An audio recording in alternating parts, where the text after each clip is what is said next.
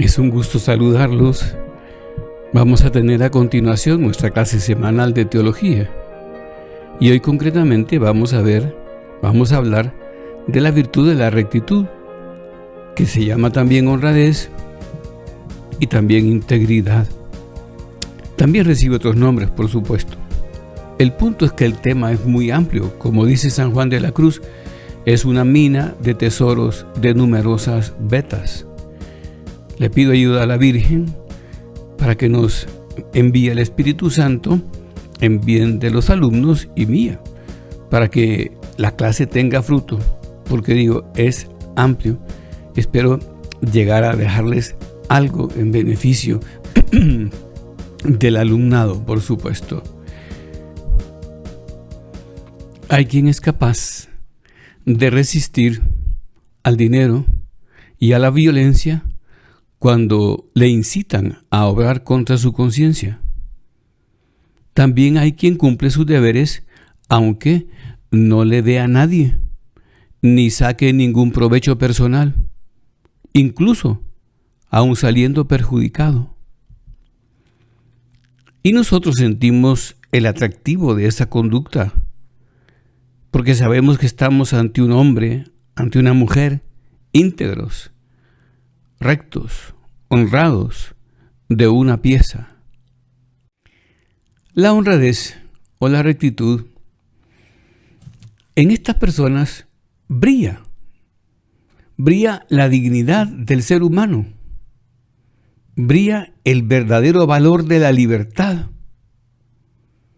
la belleza del obrar recto, o sea, la libertad que nos da, nos permite obrar en verdad, en la libertad de los hijos de Dios, que dice Cristo que la verdad nos hace libres, nos permite ver la belleza del obrar recto.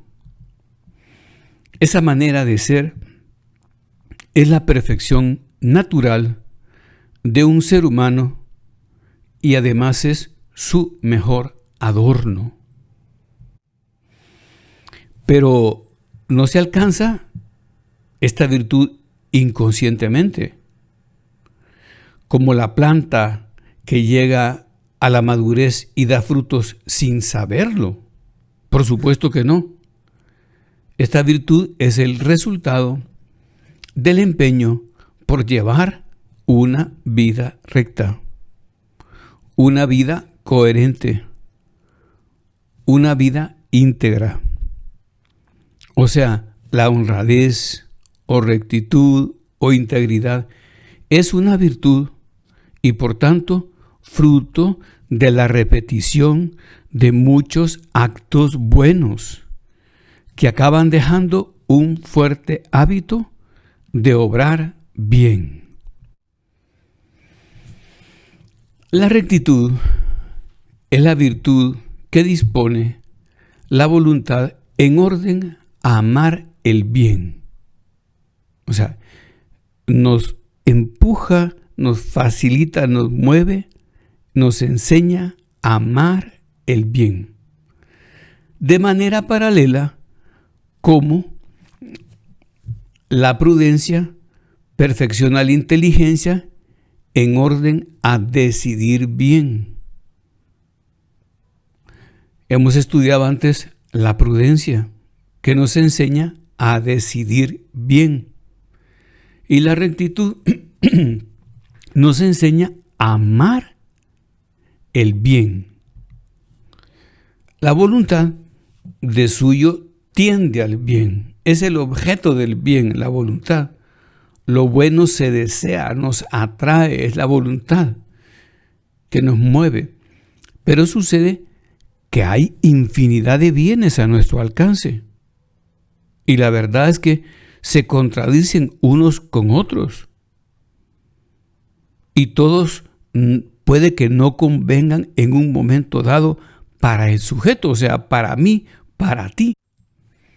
Por eso es necesario examinar y decidir qué es lo más conveniente en cada caso y llevar a cabo lo que se ve que es recto, aunque no sea fácil o contradiga nuestros gustos. Por ejemplo, descansar y relajarse leyendo una buena novela es algo justo, conveniente, bueno, pero no es compatible al mismo tiempo con trabajar y estudiar. El que tiene que estudiar o trabajar se ve obligado a decidir qué hacer en ese momento determinado. Y ahí es cuando empieza a actuar la virtud. Decidir correctamente, decíamos ya, es lo propio de la virtud de la prudencia. Pero amar el deber es propio de la rectitud. Decidir correctamente, prudencia. Pero amar el deber es propio de la rectitud. Ya vamos a ampliar un poco esto porque ahora estamos en una cultura en que todo deber se ve como una imposición, como una opresión. Y entonces estamos muy equivocados con ese enfoque cultural, ¿verdad? Por eso es que se rechaza el matrimonio, porque tiene sus obligaciones y deberes. Se rechaza el amor verdadero, porque tiene sus obligaciones y deberes. En fin, hay que amar el deber, porque se entiende que es bueno. Por eso también se le llama a la rectitud fuerza de voluntad. No solo es suficiente conocer el bien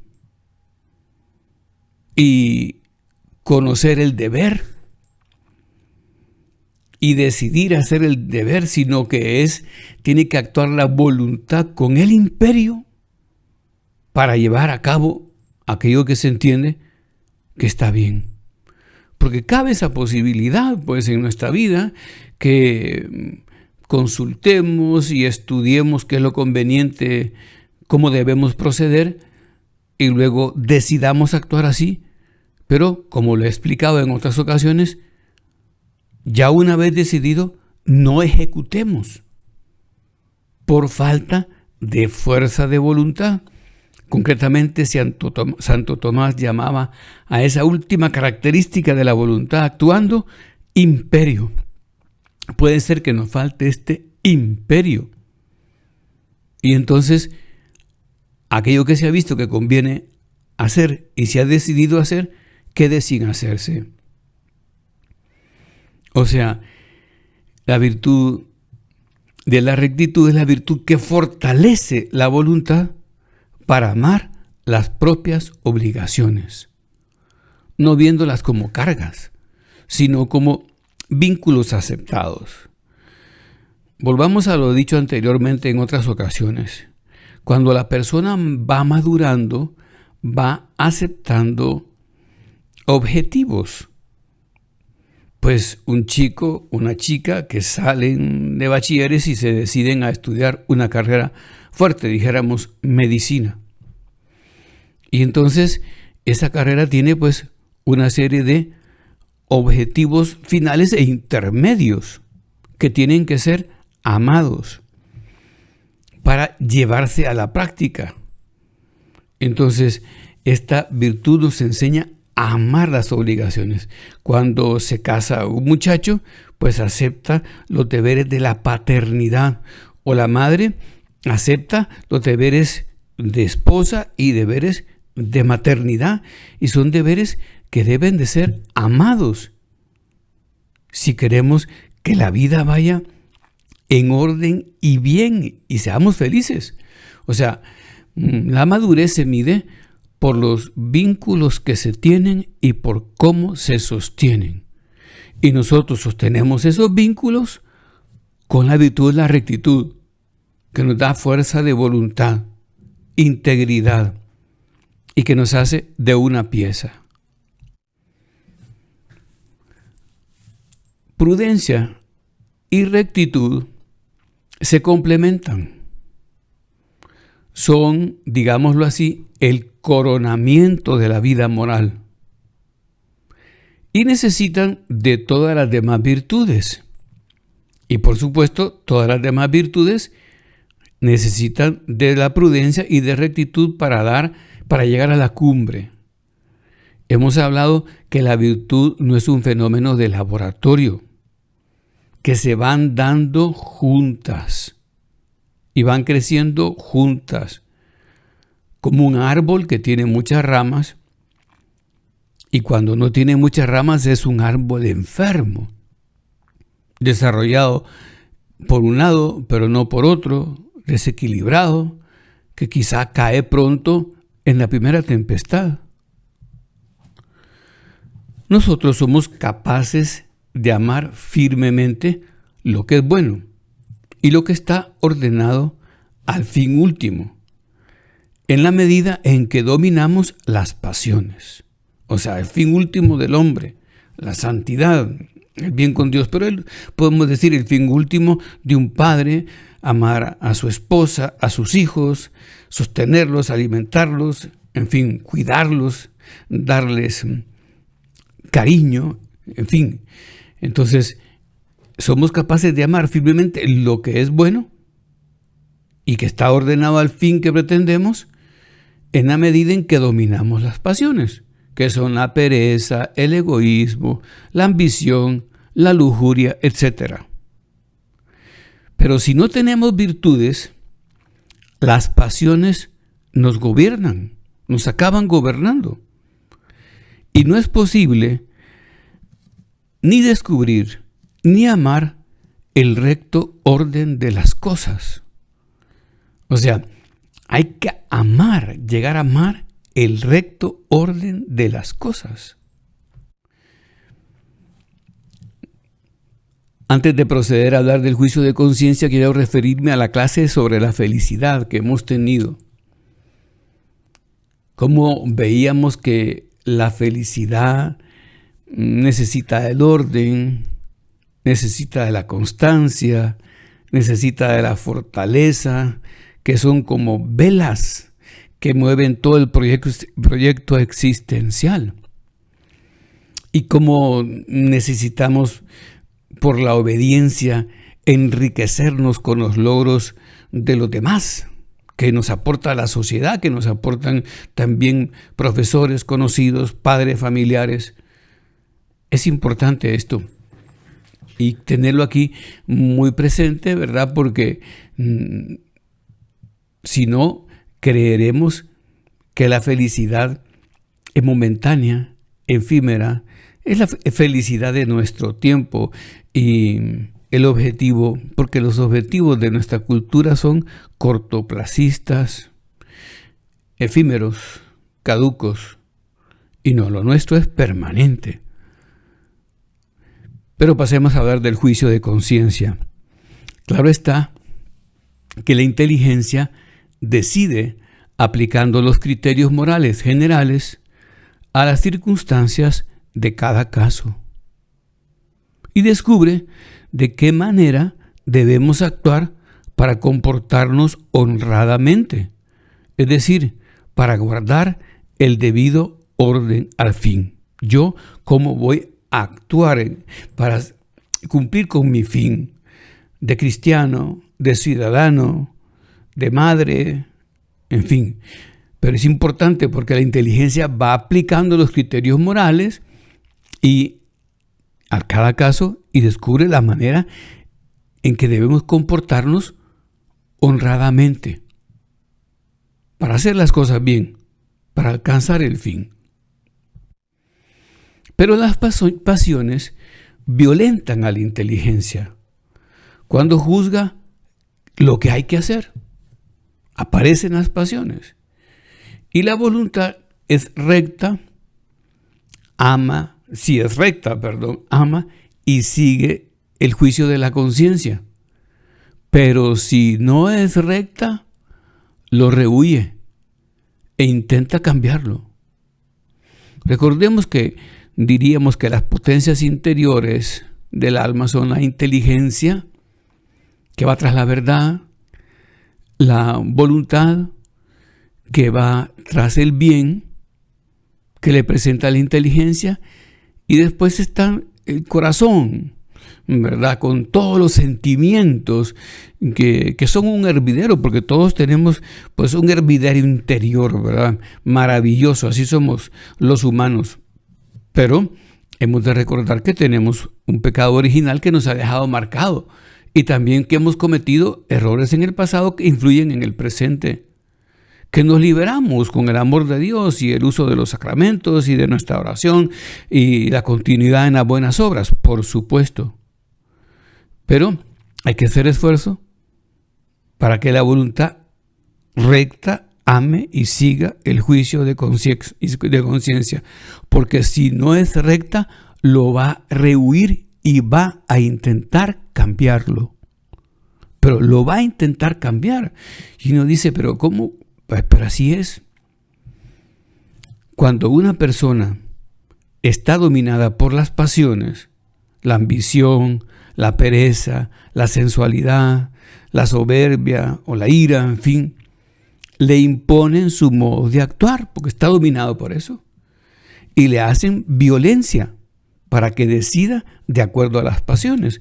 Es un poco feo el ejemplo que voy a poner, pero todas esas historias de crímenes pasionales que se dan cuando la voluntad se impone sobre la inteligencia, se ciega.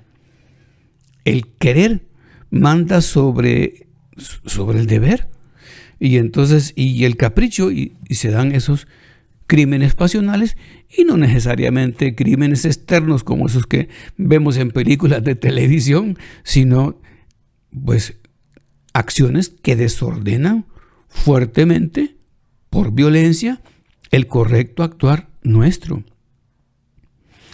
Vamos a ver a continuación un extracto de la película de A.B. Johnson, que es de la vida de A.B. Johnson, que es se llama Unplanned en inglés y Inesperado en español, pero también su libro famoso se llama Sin Planificación.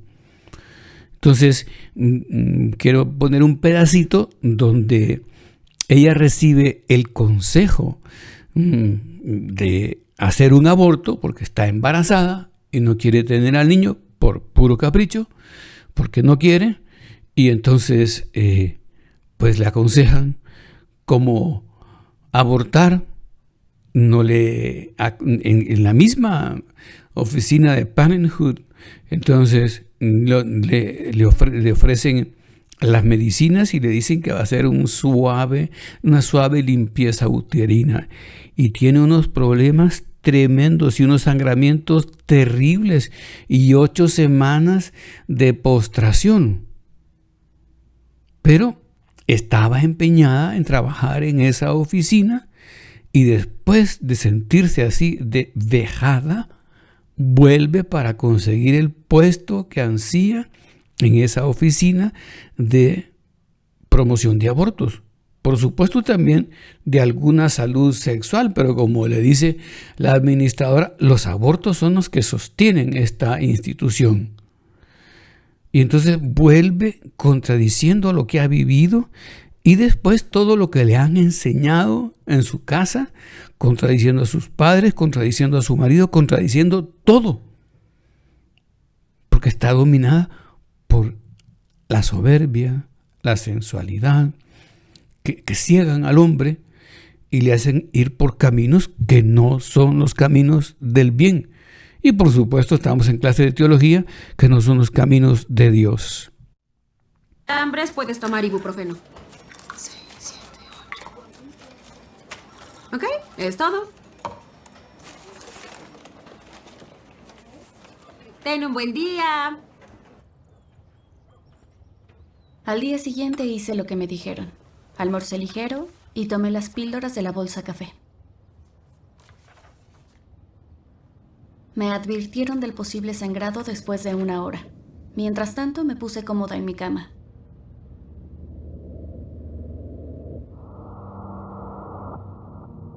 Un poco más tarde.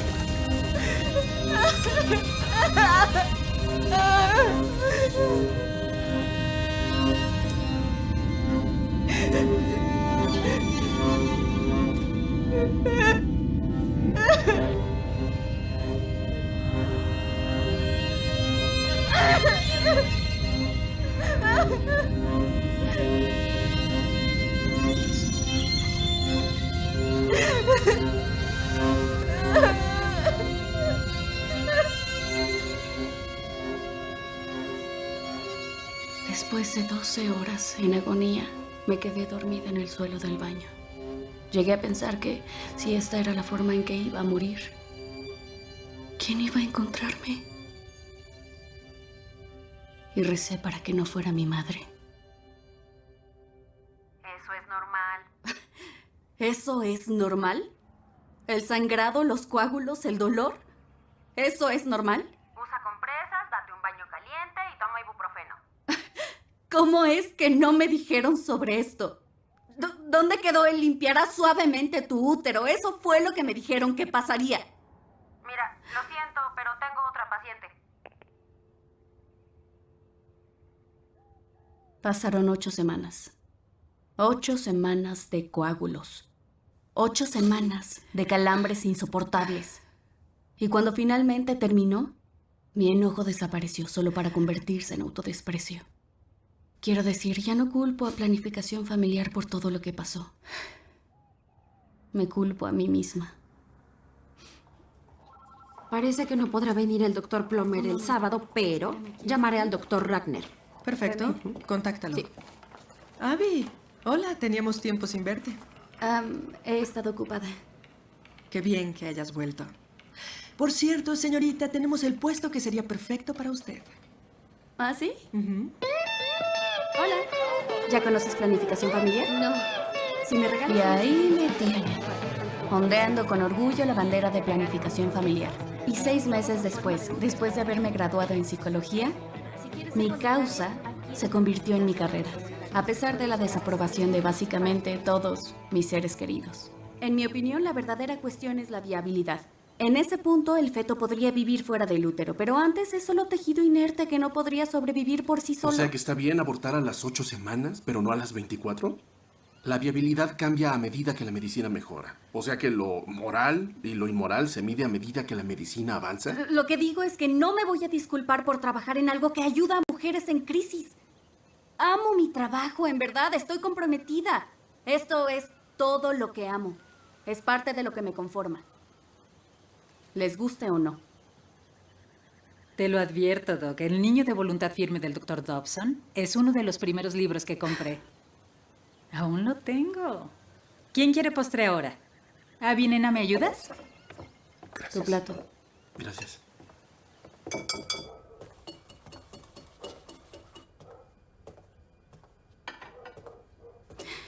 No creerás lo que pasó esta semana.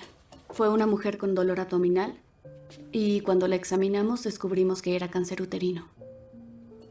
¿Ah, sí? Ni siquiera te interesa.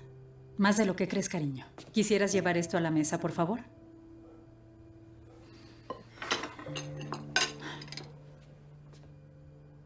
Ok. Ahora quiero que me escuches y que no digas nada. Escucha esto. Para tu papá y para mí, fuiste un bebé desde el momento de la concepción. Tú no lo ves así, pero nosotros sí. ¿No te gusta dónde trabajar?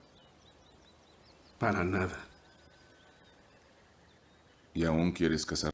Asumiendo que quieras continuar, el procedimiento que realizaremos se llama aspiración. En ese entonces, Doug y yo decidimos seguir una religión como parte de nuestras vidas. Encontramos una iglesia que nos pareció buena, pero la mayoría de los domingos sentía un frío sepulcral. Porque tú formaste todas mis entrañas. Tú me has formado en el vientre de mi madre. Te alabaré porque formidables son todas tus obras. Yo estoy maravillado y mi alma lo sabe bien. Lo increíble de este paisaje es que vemos que es en el silencio del vientre donde Dios está formando y conformando personas a su imagen y semejanza. Sí, sé exactamente cómo te sientes. Yo soy católica y el domingo oí un sermón sobre el aborto. Ay, No me importa lo que digan. Sé que aquí cumplo con la obra de Dios. Sí. ¿A que no se imaginan quién llamó a mi puerta anoche? ¿Quién? Sean Carney. No es cierto. Espera, ¿el comisario Woody de la reja? ¿Ese es Sí. Sean Carney? Ah, ¿En serio? Es muy raro. Abrí la puerta y lo reconocí y le dije, yo sé quién eres. Y él también me reconoció, se sonrojó y entonces hizo esto. Pues estamos haciendo una pequeña campaña y estamos tratando de hacer que la gente rece para acabar con el aborto por los próximos 40 días. ¿40 días? Como en el diluvio de Noé. No es cierto. Ya sé, y le hizo... sí, No lo ¿verdad? puedo Es que estaba creer, en nervioso. serio. Pues créelo, tú habrías dicho lo mismo. Ok, oigan. Sí. ¿Cuántas puertas habrá tocado? Intenta adivinar. ¿No lo harás? 25,000. ¿Dónde? Sí, en todos lados. ¡En todos lados! ¿Cómo es ¿Lo eso decía en posible? serio? ¿No estaría mintiendo? No. El hombre, la persona que se deja llevar por las pasiones, tiende a gobernarse por lo que le gusta, por lo que satisface su ambición. Fíjate tú, qué interesante esto. Tiende a dominarse por lo que le gusta o lo que satisface su ambición. El hombre recto se conduce por su sentido del deber. Y este acaba siendo el eje fundamental de su conducta, lo que debe hacer, porque lo ama. Es decir, ama su condición, ama las elecciones que le han llevado a la situación que ahora vive. Y nada se puede comparar a la alegría y la paz de conciencia que produce el obrar con rectitud. Nada. Quien se acostumbra a obrar, pues, siguiendo su sentido del deber, vive en armonía con Dios, consigo mismo y con los demás, incluso cuando no le entiendan. Fíjate que digo esto, pues, tomando en cuenta lo que he explicado anteriormente, que hemos aceptado unos fines, un proyecto de vida, por ejemplo, el matrimonio, y tengo que cumplir con aquellas obligaciones gustosas, amorosas, que el matrimonio conlleva. Y así, todo. Su espíritu queda libre del alboroto de las pasiones. Estoy hablando de esa persona que se acostumbra a obrar siguiendo el sentido del deber. No a ciegas, sino por amor, porque entiende que es lo correcto. Y pone su amor, su afecto, en aquello que está bien. O sea, su espíritu queda libre del alboroto de las pasiones, porque las va apartando. Y esas pasiones siempre dejan un rastro de ansiedad, de insatisfacción, de oscuridad, de disgusto, cuando dominan nuestra conducta. Es así.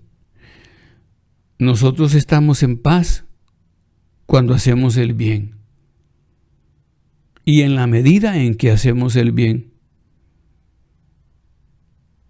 Por eso hablaba antes del orden, de la constancia, de la fortaleza, de ese sentido de obediencia, pero que es una maravilla, de obediencia a la verdad, de imponer en mi vida la verdad, de sacar de mi vida la mentira, cosa que no es fácil. Pero cuando nos dejamos dominar por las pasiones, aparece esa ansiedad, esa insatisfacción, ese agobio, o la oscuridad, la falta de claridad mental y el disgusto. Esa coherencia grande de vida se manifiesta externamente, ya decía, en un obrar sereno. La persona que actúa así inspira confianza a los demás, porque los otros saben que no van a ser engañados, que no van a ser manipulados. Por eso las personas rectas suelen tener un prestigio natural. La gente recurre a ellas cuando se requiere a alguien que proporcione un consejo desinteresado. Porque sabemos que esa persona tiene un compromiso, y es un compromiso con la verdad. Entonces me va a dar un consejo relacionado con la verdad, al menos en la medida de sus posibilidades. Un consejo desinteresado. Pero hay un enemigo que no debemos olvidar. Y ese enemigo, el mayor enemigo de la rectitud, es el egoísmo. El amor desordenado a uno mismo. El egoísmo lleva al error de creernos más de lo que somos, a orientar la vida solo a satisfacer nuestras propias aspiraciones. Y hay una diferencia enorme en el enfoque que da a la vida una persona recta versus una persona egoísta. ¿Por qué? Porque el egoísta se orienta subjetivamente por sus propios caprichos. En cambio, el recto se orienta objetivamente hacia la verdad. Hacia la verdad. Pero claro, el egoísta siempre está manipulando las circunstancias y queriendo cambiar la esencia de las cosas, porque está queriendo imponer sus caprichos. El hombre recto comprende que hay muchas cosas que están por encima de sus ambiciones personales, incluso de la propia vida. El cardenal Ratzinger decía que el hombre que no tiene una razón por la cual valga la pena morir, ha perdido su razón de vivir. Ya no sabe por qué vive. El hombre recto pues comprende que hay muchas cosas que están por encima de sus ambiciones y de su propia vida. En cambio, al egoísta le parece evidente que la vida hay que emplearla solo en beneficio propio. El recto entiende su vida como una vocación. Esto es precioso, ¿verdad? Está sobre la tierra para hacer algo. Procura saber cuál debe ser su contribución a los demás, a su familia, a la sociedad. No está metido en esa escafandra blindada que da el egoísmo, que solo espera la propia satisfacción y conveniencia. El egoísta busca su propio provecho, decía, en las relaciones con los demás. Y tiene, voy a decirlo con cierta fuerza, una mentalidad parasitaria, porque busca antes aprovecharse que contribuir a la vida familiar y social. Una mentalidad parasitaria. Busca siempre su propio provecho. Esto hay que verlo porque actualmente la sociedad promueve el individualismo, la locura del individualismo. Y como decía en la clase pasada, tenemos una inteligencia y una voluntad muchas veces voluntariamente cegadas y ensordecidas, que están peleando una guerra pactada con las pasiones, una guerra de baja intensidad, como era una manera de hablar técnica de la guerra que vivió este país hace un tiempo ya. Una guerra de poca intensidad o de baja intensidad, pero de unas consecuencias tremendas. Pero volviendo al punto, paradójicamente, el que se da se enriquece en cuanto hombre, y el que solo busca aprovecharse queda humanamente empobrecido. De estos son ejemplo las obras de misericordia. Llama la atención de que las entradas del cielo sean las obras de misericordia,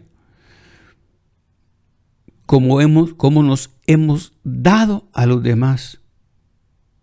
Dar de beber al sediento, dar de comer al sediento, dar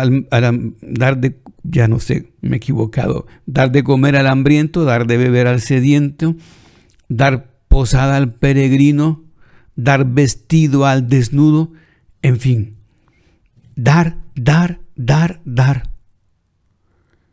Y quien viva esa entrega, dice el Señor, y lo recoge en los evangelios, ganará la riqueza eterna de los cielos. Y quien no la viva, obtendrá la pobreza de las vacías tinieblas del infierno. Por eso Jesús enseña, hay más alegría en dar que en recibir. La rectitud y la justicia. En la Sagrada Escritura se llama justo al hombre recto. Así, por ejemplo, se dice de Noé, que era justo, de Simeón, lo mismo, y de San José, que son justos. Actualmente, la palabra justicia se aplica sobre todo a las relaciones económicas, a los contratos, a las ventas, a los asocios, en fin. La Sagrada Escritura entiende la justicia como una perfección equivalente a la santidad. La rectitud comprende también la justicia. Esta honradez, esta integridad comprende la justicia en lo que se refiere a las relaciones económicas. Es un concepto más amplio, pero quedan comprendidas aquí. Estoy convencido, dice el Papa Francisco en su encíclica Evangelii Gaudium, estoy convencido de que a partir de la apertura a la trascendencia, o sea, de abrirnos a la trascendencia, me permito hacer un paréntesis, de no vivir una vida meramente horizontal, intraterrena, mundana, sino de aplicarle verticalidad a la vida, relación con la trascendencia, con Dios, con ir a más, con la eternidad. Estoy convencido, repito, de que a partir de la apertura a la trascendencia solo podrá formarse una nueva mentalidad política y económica que ayudaría a superar la dicotomía absoluta entre la economía y el bien común. Dicotomía es separación, distanciación entre economía y bien común. Tal como se están planteando las cosas en la práctica, muchas veces estos conceptos están distanciados, golpeados, y en pugna. La economía, además de favorecer al individuo, a la iniciativa personal, debe de favorecer también el bien común. Pero se entenderá eso en la medida de la trascendencia. Esto, por supuesto, tiene manifestaciones varias. Decíamos que la rectitud se caracteriza por un hondo sentido del deber. Hay deberes naturales y hay deberes adquiridos. No quiere decir que los naturales sean menos importantes, pero que los adquiridos sean menos importantes que los naturales.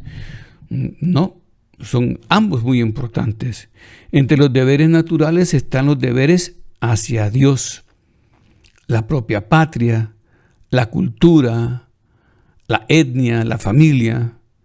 Y entre los deberes adquiridos están los deberes de fidelidad en el matrimonio, la lealtad en la amistad, el respeto a la palabra dada, la justicia, el sentido de responsabilidad ante los propios actos y la gratitud, en fin, son deberes adquiridos. Vamos a terminar esta clase hablando de los deberes con Dios o para con Dios y vamos a dejar para la siguiente los deberes para con los demás.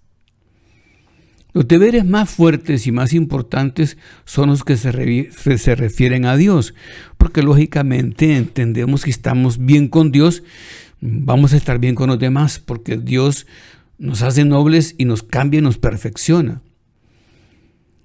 Y esos deberes para con Dios están expresados en los 3 primeros mandamientos del Decálogo. Los 7 restantes tienen que ver con nuestras obligaciones y deberes para con los hombres. Y los 3 primeros para con Dios. Se dice que los 3 primeros son verticales, por lo que ya decía, y los 7 restantes son horizontales. Y estos deberes para con Dios son deberes para con un Dios que se ha revelado como Padre. Son deberes de un hijo que desea corresponder a ese Padre bueno. San José María lo refleja en muchos de sus escritos, pero yo tengo el punto número 3 de Forja aquí, una parte que dice lo siguiente: Padre mío, trátale así con confianza, nos anima, que estás en los cielos, mírame con compasivo amor y haz que te corresponda. El primer mandamiento es el que compendia la moral cristiana. Es el punto focal de la vida y sobre el que estamos articulando todas estas clases. Amarás al Señor tu Dios con todo tu corazón, con toda tu mente, con todas tus fuerzas. El segundo y tercer mandamiento nos dicen cuál debe ser nuestra actitud hacia Dios. Es bueno esto. Primer mandamiento, el amor. Y es fuerte, ¿verdad? Con todo tu corazón, con toda tu mente, etcétera, con toda tu alma, con todas tus fuerzas. Y el segundo mandamiento y el tercero nos hablan de la actitud, de la veneración y el respeto con que debemos tratarle. Así los vivimos bien, estos mandamientos, cuando tratamos a Dios con afecto, pero también con respeto, con el mayor afecto y con el mayor respeto, que no son opuestos. De hecho, el buen amor, el mejor amor, es sumamente respetuoso. Cuando ya no hay amor, ya no hay respeto, se acaba el amor. Porque el respeto nos lleva a reconocer, pongámoslo el ejemplo en el amor humano, del esposo a la esposa y la esposa al esposo, su dignidad. Le reconocemos una dignidad y por eso le respetamos. Y cuando una persona es digna de nuestro respeto, es digna también de nuestro amor. O sea, así vivimos bien cuando tratamos a Dios con mayor afecto, pero también con mayor respeto. Es esa noción que antiguamente era muy vigente del honor de Dios. Nos encanta respetar el honor de Dios. Decía Churchill una frase que a mí me gusta mucho, que las actitudes son más importantes que las aptitudes. Porque quizá uno diga, pero si yo soy tan poca cosa y estoy tan lleno de errores y me equivoco tan a menudo. Cierto, pero podemos ir cambiando con tal que mantengamos una sana actitud. Entonces, ¿cuál es tu actitud con Dios? De veneración, de respeto, de deseo de amarlo. Adelante, vas bien. Y entonces, el segundo mandamiento, con el segundo mandamiento crece la confianza, al mismo tiempo crece la veneración y entendemos que Él es nuestro Creador y a la vez nuestro Padre. Y percibimos que tenemos deberes para con Él y correlativamente que Él, nuestro Creador y Padre, tiene derechos sobre nosotros. ¿Qué puede esperar de parte nuestra? Dedicación, afecto, respeto, entrega. Recordemos que Él es el Creador y yo soy la criatura. Él es el Señor y yo soy el siervo. Él es el Padre y yo soy el Hijo. Entonces, pongamos las cosas en verdad, lo cual no nos denigra porque Él nos eleva entregándonos precisamente a su Hijo que se hace uno de nosotros y sube al cielo indicándonos el camino que nos corresponde. Pero volviendo al punto del segundo mandamiento, no tomar el nombre de Dios en vano. Pues, ¿nos parece normal? Después de todo lo que hemos dicho, por supuesto. Vamos a respetar el nombre de Dios.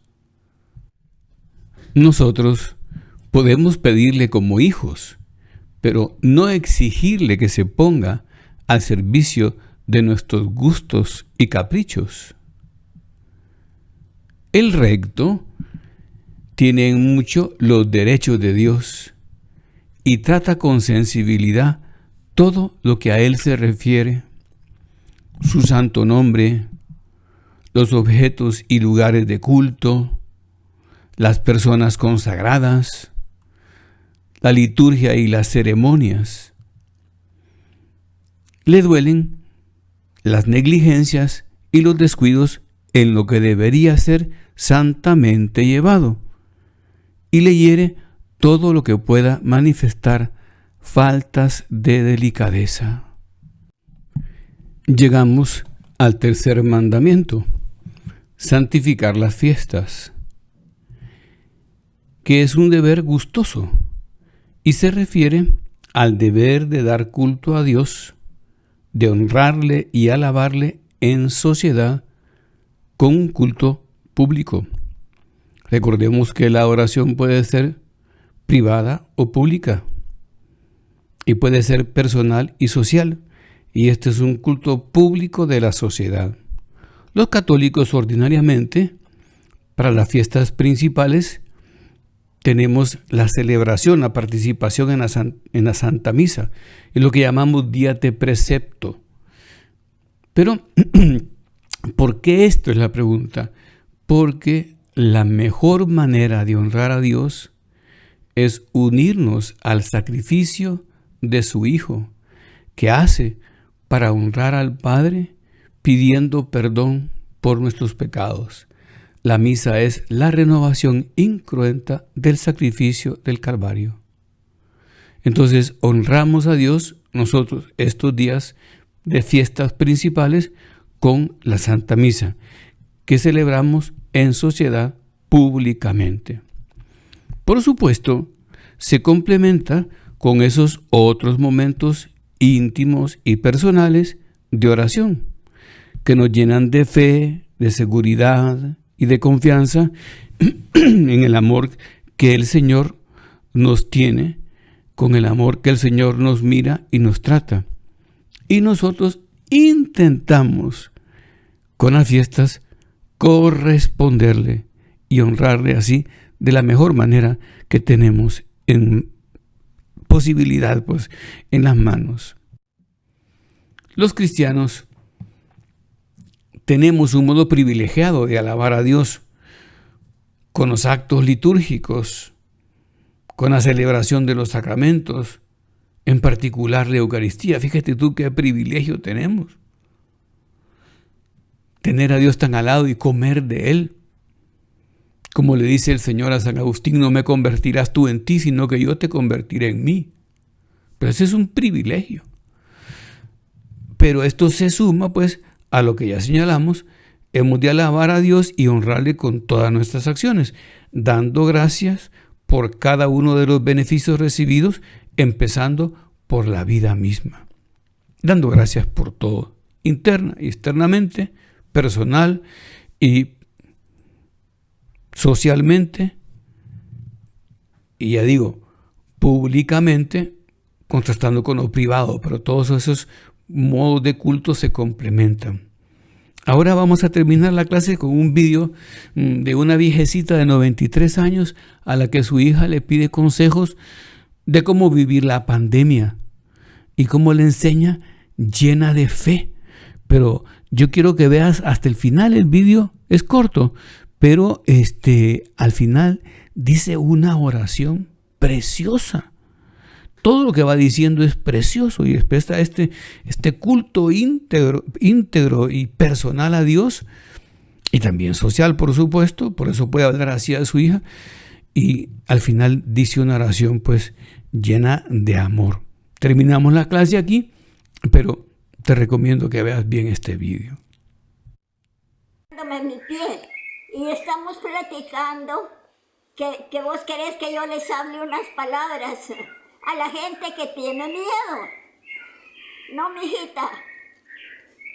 No hay que tener miedo con la justicia de Dios, porque los males vienen y si Dios no nos llama todavía, la enfermedad no nos llega.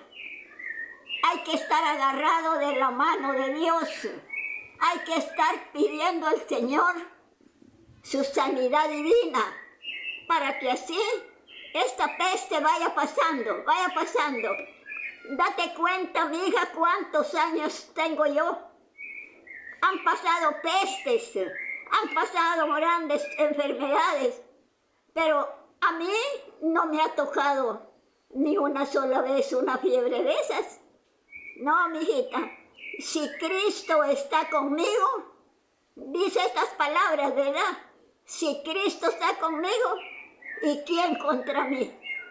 Decirle a la gente que tiene miedo, que a la justicia de Dios no se le tiene miedo, porque estos males, así como vienen, así se van. Y si Dios está con nosotros, hay que buscar de Dios. Hay que buscar de Dios, mija. Así decirle a la gente, si hay alguien que a mí me escucha, decirles que hay que buscar de Dios para estar seguro. Si Dios está conmigo, Él me tiene de su mano, nadie contra mí. Así decirles, mamita, que no tengan miedo. A los altos juicios de Dios no se le tiene miedo. Al que se le tiene temor es al demonio. Pero el demonio, donde está Dios, Él no penetra. Él no nos busca. Él se retira. Así es, mijita, que a la gente que te platique o que vos puedas hablarles, decirles que mi mamá tiene 96 años, decirles, y una enfermedad de pestes no le ha tocado, porque yo tengo la fe en mi corazón, que Cristo es el que nos salva de toda peste, mamita. Y yo te dijera unas palabras, pero no sé si me las escuchas todavía, que son palabras que dicen: oh mi Dios omnipotente, cuya soberana providencia que todo lo gobierna, dignate a visitar esta casa, manda a tus ángeles custodios, cuide a los que habitamos en ella, aleja de nosotros las acechanzas del demonio, los horrores de la guerra, las angustias del hambre, los contagios de las pestes, el estruendo de los rayos, el ímpetu de los huracanes. Y riega en tus campos fertilizadores con tus lluvias el granizo que no maltrate mis frutos. Y darme licencia, Dios mío, para vivir en paz con mi familia, con mis vecinos y con mi propia conciencia. Amén. Es un vídeo de teléfono, o sea, filmado en una champita. Maravilloso. Yo quisiera tenerlo en una mejor resolución, pero en fin, es lo que se consigue. Pero pienso que es muy aleccionador.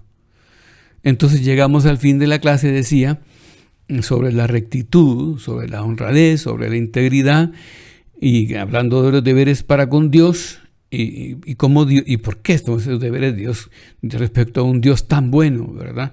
Y que es Padre nuestro. Y la próxima clase, pues nos vamos a ir en el cauce de los deberes para con los demás, en la línea horizontal.